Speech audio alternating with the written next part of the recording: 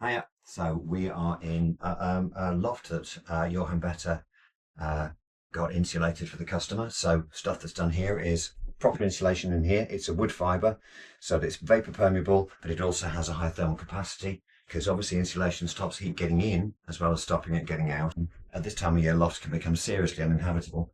And so this actually slows the heat getting through, as well as obviously reducing the amount, so that this won't become stupidly uncomfortable until middle of the night, by which point you can open all the windows and purge ventilate, because obviously as soon as the outside temperature drops below the inside one, get that air in.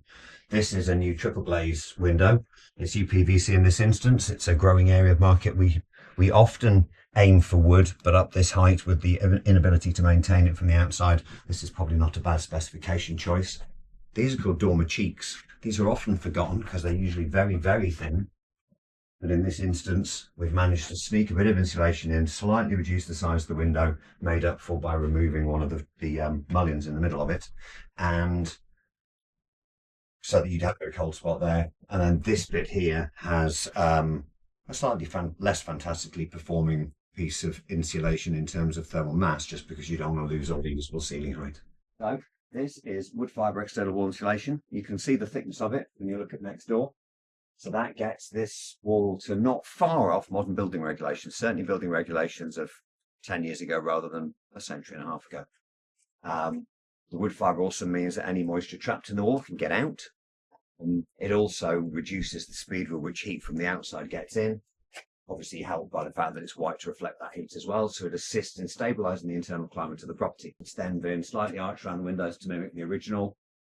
And then as you come around here, you can then see the insulation steps in slightly down here because this is an extruded polystyrene insulation down here rather than the wood fibre up there, because it's near the ground. You don't want water soaking your insulation, but also enabling the stairs to be easily accessed. They went for new soil pipes on the outside of the insulation, but there is another version when you go slightly thicker where you can encase that in the insulation. So this is an air source heat pump. This is an 11 kilowatt one.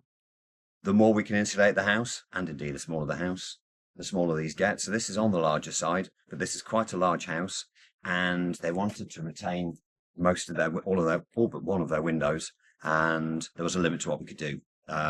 We've obviously got external wall insulation to reduce the heating demand, and that does then enable the heat pump to work really well with the lower flow rates that a radiator does. So they didn't have to change the radiators internally because that's quite disruptive.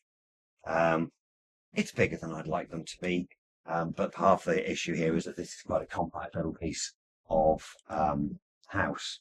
If you've got a bigger bit of house, you can set them into a better context. Planning permission had to be sought for this one because it's within the metre of the boundary, but you can barely hear it when it's on. It's not on at the moment because obviously it's hot enough. But it then has a controller inside. Those are the isolation controls.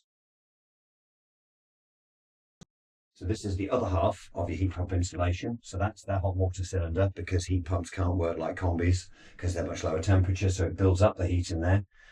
This is actually a little buffer store as well, just to make sure, because the house is quite big, to make sure that you can generate enough heat for when they need a peak of it. That's the controller there, which talks to an app on the phone.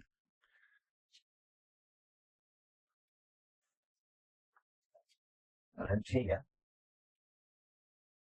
there's some of the business end. That's why you do heat pumps with PV, because those are the inverters off their solar install, which then means that even in mid-February, running their heating off the heat pump, they only paid 40 quid on their electricity bill.